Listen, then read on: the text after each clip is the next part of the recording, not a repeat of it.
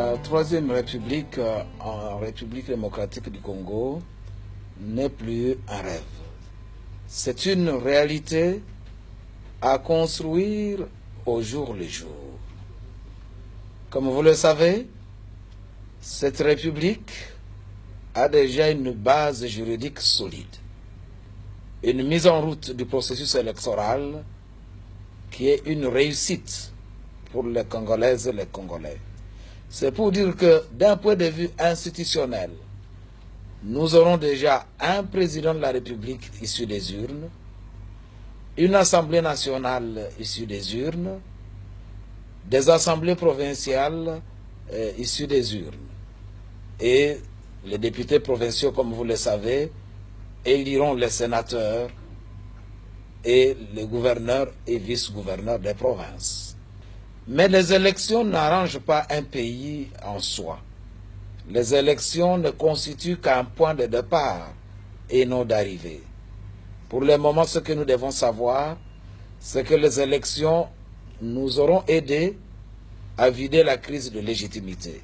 Et donc, je rêve que le discours puisse céder la place aux actions, parce que je suis convaincu que nos élites ont beaucoup investi dans la rhétorique.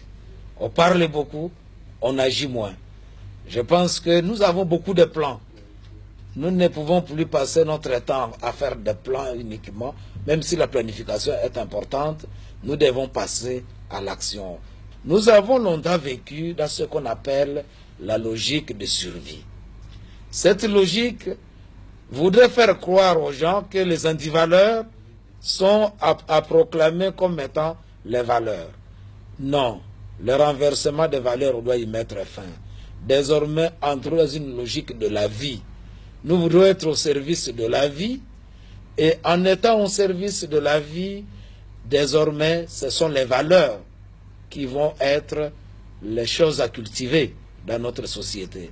Les gens qui se targuent encore d'avoir détruit, d'avoir semé la mort, d'avoir semé la violence, tout cela, nous devons le bannir. Et faisons en sorte que la démocratie, la bonne gouvernance et le développement puissent s'articuler pour que nous entrions dans une dynamique de la paix.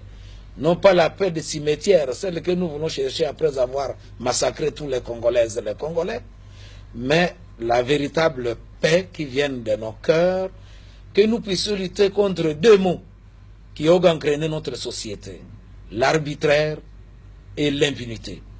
C'est donc un véritable changement de mentalité que nous recherchons.